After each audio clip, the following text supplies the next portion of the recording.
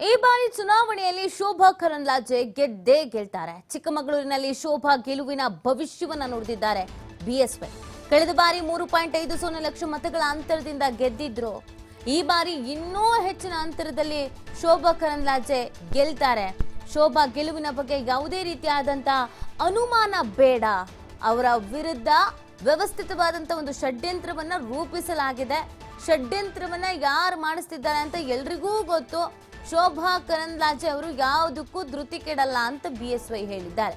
ಶೋಭಾ ಕರಂದ್ಲಾಜೆ ಅವರು ಈ ಬಾರಿ ಯಾವುದೇ ಕಾರಣಕ್ಕೂ ಎಲೆಕ್ಷನ್ಗೆ ನಿಂತ್ಕೋಬಾರ್ದು. ಗೋ ಬ್ಯಾಕ್ ಶೋಭಾ ಕರಂದ್ಲಾಜೆ ಮತ್ತು ಪತ್ರ ಸಮರ ಇದೆಲ್ಲವನ್ನ ಮಾಡಲಾಗಿತ್ತು. ಬ್ಯಾಕ್ ಟು ಬ್ಯಾಕ್ ಕಾರ್ಯಕರ್ತರು ಸೇರಿ ಅನೇಕ ಬಿಜೆಪಿಗರು ಪ್ರಧಾನಿ ನರೇಂದ್ರ ಮೋದಿ ಅವರಿಗೆ ಮತ್ತು ಅಮಿತ್ ಶಾ ಅವರಿಗೆ ಪತ್ರ ಬರೆದಿದ್ರು. ಶೋಭಾ ಕರಂದ್ಲಾಜೆ ಅವರಿಗಂತೂ ದಯವಿಟ್ಟು ಟಿಕೆಟ್ ಕೊಡಬೇಡಿ, ಅವ್ರಿಗೆ ಏನು ಕೆಲಸ ಮಾಡಲ್ಲ ಅಂತ ಅದಕ್ಕೆ ಸಂಬಂಧಪಟ್ಟಂತೆ ಯಡಿಯೂರಪ್ಪನವರು ಮಾತನಾಡಿದ್ದಾರೆ. ಕರಂದ್ಲಾಜೆ ಅವರು ಹೋದ ಸಾರಿ 3.5 ಲಕ್ಷಕ್ಕಿಂತ ಹೆಚ್ಚಿನ ಅಂತರದಲ್ಲಿ ಗೆದ್ದಿದ್ರು.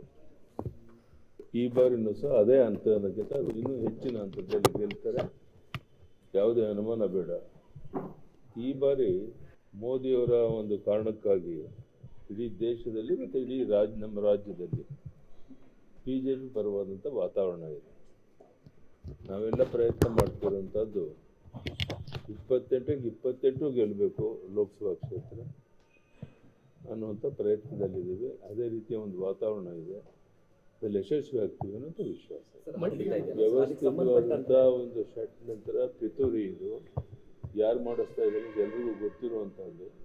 ಯಾವುದಕ್ಕೂ ಅವರೇನು ಧೃತಿಗಿಡಕ್ಕೆ ಹೋಗೋದಿಲ್ಲ.